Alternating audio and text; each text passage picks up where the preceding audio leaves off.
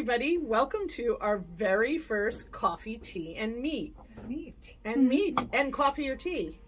We thought it would be really fun to just interview a bunch of our staff and find out how they got started, what made them want to become a potter, a quilter, a knitter. Why are they here in the store? What projects are they working with?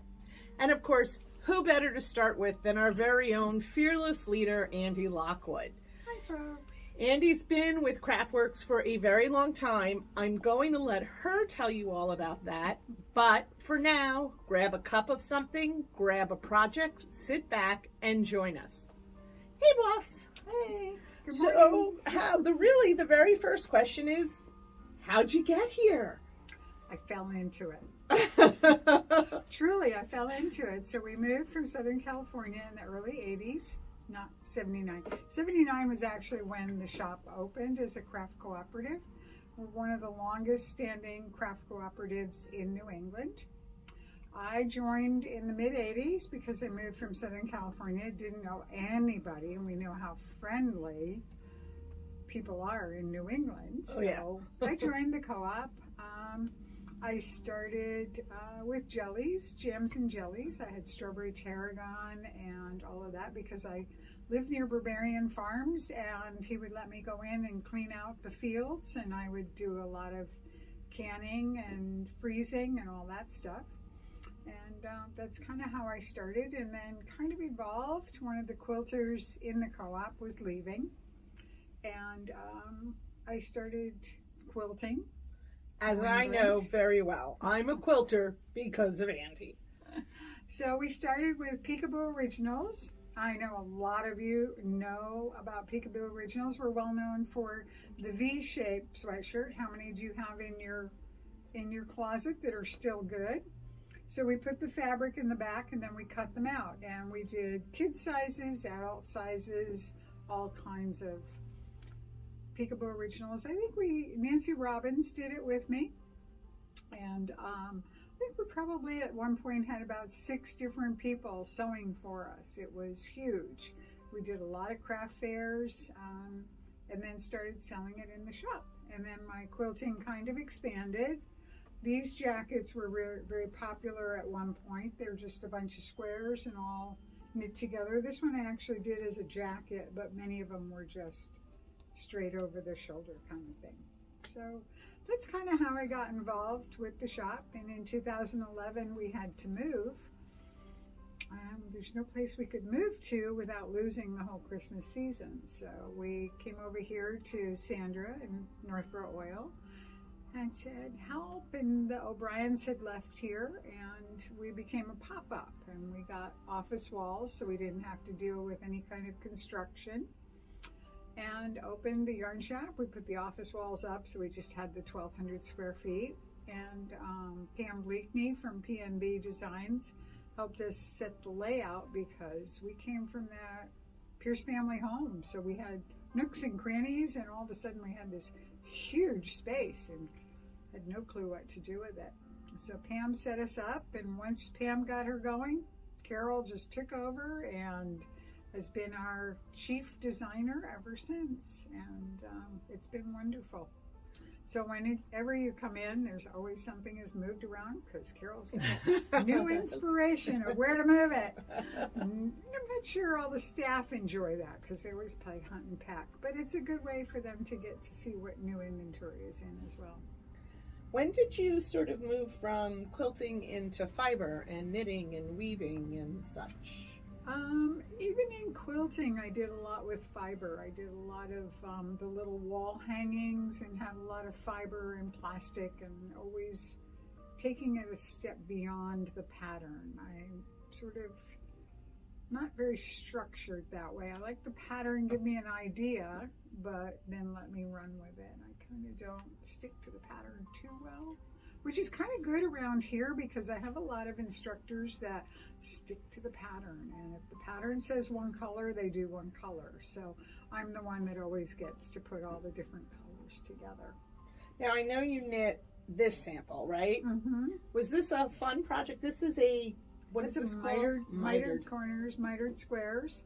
And it was really fun. Classic Elite was one of my favorite yarns because they did a lot with color and texture and some quilt hints in here. Quilt kind of style. So yeah, that was just a lot of fun. The yarn did all the talking. All I had to do was knit it and make a log cabin. And I think we have some extra pieces to make that bigger. But well, maybe we should. Yeah, we could do that. What are you working on now? Oh my gosh. What aren't you working on now? I didn't feel badly after. I don't know how many of you watched Stephanie McPhee, Pearl McPhee the other night on our Fiberside chats, but somebody asked her how many projects she had, and she said, well, about 4, 5, 6, 7, about 11 on my needles right now. And I kind of really appreciate that because I'm more of the technique, sort of the project. Like this sweater actually has been on needles for a long time, but I wanted to, like a couple years maybe. I am going to finish it this year though, I think. I'll be in time for fall. It's a fall colorway. And I just wanted to play with adding a different yarn.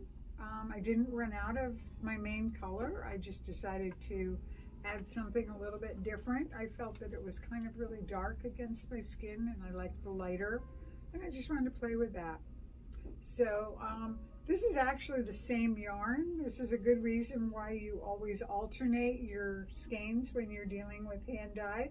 I think it was one of my first hand dyes that I really didn't alternate the yarns. So the last colorway came out very lightly. So now I'm in a little bit of a quandary of doing the sleeves so that they don't, I need to get some dark to go with it, but I don't know. I'll look in my stash. I should have it somewhere.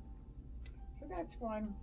What else is on my knees? So Stacey, as you know, does all of our boxes and mysteries and kits, and we've decided to do a featured kit of the month just to help people get outside of their box and maybe try a different pattern or something. So I started with this for February, but I decided February was not bright yellows and bright sock yarn, and we wanted to show that you can use sock yarn for other things besides just socks.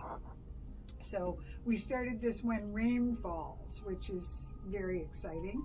I am more of a structured, outdoorsy kind of person, solids, changing colors.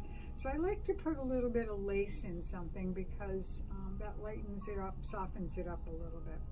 So I'm working on this sample for February, so you can see I have a lot of work to get going here. It's a really fun pattern when rain falls, and it goes on to variegating, fading into this, I believe this was an Emma's yarn. Yes, it's an Emma's color. And then it goes to solid with this, with the lace work. So I'm excited about that. Fun. What is, and this is always, everyone asks us this when they come into the shop, and it's a really hard question to answer. What's your favorite yarn? What's your favorite fiber, maybe? What do you like the most? Excuse me. See, you have to think about it. You need to take a beat. No, actually, I am a crunchy yarn person. Okay. Can you explain like crunchy yarn to people? Yarn. So, wool has little burrs in it, and a lot of people will say, oh, I'm allergic to wool because it's scratchy. It's not really an allergy, it's a scratchiness that you don't like. So what the fiber companies have done, and that's the only yarn that was available when our mothers and grandmothers were knitting, and that's why when you come in and you say, I need 6 grams of yarn, well, that was one of their type of patterns, and 6 grams doesn't mean anything to us these days because there's a lot of yarns, fibers and things that are put into nylon, mohair, alpaca. They all weigh a little bit more. So 6 grams is not necessarily going to be 6 grams. So we really need to know the yardage. A non-crunchy yarn is when they take the yarn and they coat it with a nylon or a polymer so that you can now wash it and those burrs will not felt up. Okay, so it's a smoother yarn. People like the feel of it. Okay. I have learned the difference between crunchy and non-crunchy yarn. I'm a not crunchy yarn person. I do know that. I've also become a cotton person. All right. My next question for you is mistakes. Everyone comes in, oh, I made a mistake. Oh, I mean, I do it too, guys. Don't worry about it. I made a mistake. You know, we all feel it's the end of the world. I happen to know you knit this, and I happen to know there's some mistakes in it, and I would love you to just talk about dealing with mistakes. I mean, we have the mistake class, and we certainly can teach people and help people learn how to fix mistakes, but how to take that sort of anxiety, panic. We make mistakes. These are handmade things. They're not going to be perfect. So I looked for the mistake and I couldn't find it. So there's about 6 or 7 in here. Okay. So, and I use this as a teaching tool. So if you are a very strict type A type person and a perfectionist, mistakes are going to be hard for you to accept. The Navajo Indians actually specifically put a mistake in their weaving, so that one of the things is that in their religion or beliefs is that nobody is perfect except the Almighty, and so everything has to have a mistake in it. So it's actually built into the mistakes. And I believe there's another culture that does that. Big weavers. Amish? I don't know. But anyway, and that's one of the things to do. Why are you knitting? Are you knitting to continue that angst and everything, or are you getting into the knitting for calmness and for what happens, what Stephanie explained the other day, which really kind of hit home, is when you're really stressed out, if you can get into the zen of knitting, so not necessarily just knitting and purling a straight piece, stockinette or garter stitch, but something that has a little bit of lace work or a little bit of color work, you get into the zen of that, and your mind actually lets go of a lot of the minutia. You know, my foot is itchy, I have to start dinner, I have to do this. If you can get into that zen, it just relaxes you a little bit because you let go of the other minutia that's trying to crowd into your mind. So that was something that was really fun. If you are you find a mistake and you are going to spot onto that mistake every single time, then yes, we need to fix it. And we need to help you fix it. We need to help you be okay with some mistakes. It is handmade. Like I tell people when they make a mistake in a scarf or a shawl, unless you are standing in line for 2 hours and somebody behind you is really, really investigating your knitwear, they're not going to find a mistake. And in fact, I have something on here to show you how everybody's obviously it's in progress. Do you see the mistake? Do you see the mistake? No. Okay. So what happened here was I was knitting away. I did the lace and then I started into the garter. Look at the garter. It goes straight. I never put the increases here. Oh, I didn't figure that out till I was up here and I was increasing, and I was thinking, I don't think I started the increases right away. So what we can do is actually when we block it, we can pull this out a little bit, and nobody's ever going to know that this now goes this way and then that way. We're going to block that out a little bit. Nobody's going to know. It's okay. We can fix it. So it's okay. Accept it. And when we have people who come in and they're just like so uptight and stuff, I pull out, this is a Lynn Wilson blanket. So there's 2 different squares of stitches that need to be thought about. And then there's 2 different squares of stockinette stitch, which you can, those are your rest spaces. It is done in one piece. So I challenge people to take a look at this and find the mistakes. And there are places, so that's a big mistake. We'll get to that one in a minute. So this one, you can see the stitching, but I forgot it didn't shift over the way it was supposed to. So it ended up with some ribbing at the top and something funky down here. I have no clue what I always did thought there. that was on purpose. But there's several like that the pattern doesn't continue all the way. who knows? I know that this one I was knitting a lot in the car. I think I was just starting to get into cables, and I didn't quite realize that 6CF or whatever actually meant a cable. And I have ridges. I have big fat ridges. So Lynn Wilson has been up here a few times and did some teaching for us, and she just laughed. She thought that was the funniest thing. I just never got into. So anyway, if you stop into the shop, you're welcome to pull this piece out, take a look at it. It's a beautiful little quilt. Afghan. Sorry, we were talking about quilting. Try to find the mistakes, folks. Unless you're somebody who is really going to be investigating it carefully, you're not going to find them. They're just not there. Excellent. I think the last really big question is, what do you wish you knew when you started? When you started knitting, or when you actually started crafting anything, was there something that you sort of, or even when you started owning the shop, which you became shop owner in 2011. When we moved, our expenses here were much higher than they were in the Pierce family home, and we got through Christmas really well, and decided that the craft shop should keep going. And a lot of the crafters were bailing out because the economy was bad. They were having to go back to work. With a co-op, when you get to the end of the month, you pay all your bills, and if there's any money left over, the crafters get that as a percentage of what they sold or contributed for the month. And everybody's really worried about the expenses here and being able to consistently meet those expenses throughout. We were so used to being hidden behind CVS, so we were like a location, destination location, and it was just really hard. We had some months, summer months, that business was really dead. I mean, we were lucky if we took in $30 on a day. So people were really afraid of not making expenses here, and I talked to my husband, and he said, as long as it doesn't cost me anything, go for it. So we sort of did that.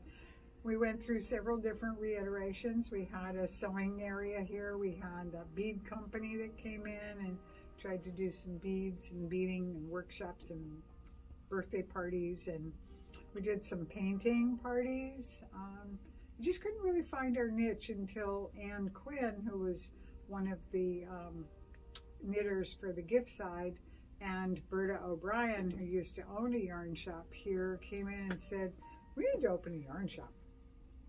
So I said, okay. Well, I actually did start knitting when I was in college. My first roommate was from Alaska. And first thing I ever made was the candied fisherman sweater. Oh, wow. Crunchy wool and Lopi, I think. I actually did it in Lopi, and I loved it. Didn't knit too much when we lived in Southern California, but then when we moved here, found a yarn shop in Grafton that was owned by a nurse, and she got me going again, and I just kind of kept going from there. So what do I wish I knew? I wish I had a bookkeeper from start instead of trying to do it all myself, but I was doing as much as I could to put more money back into the business and make it grow, and hopefully you all love what we've become. And we're about to celebrate our 10th anniversary as a yarn shop. Yeah. So one last question, because I know you. One thing that our customers may not know about you, about maybe where you've grown up in your life or where you've lived, that you might want to share with people. Just one. Just one. I grew up in Asia. My dad was Australian, and we just, he worked for an American pharmaceutical company. My mom is American, and yeah. So Ande has really literally been around the world, guys. Just like most of our yarn comes from everywhere in this, almost everywhere in this wonderful yarn world. Wonderful world. Sometimes I get a little tongue-tied. So I hope you finished your coffee. I hope you got a couple of rows done. Thank you for being our very first coffee, tea, and meat guest. This will be fun. Everybody, as always, happy knitting!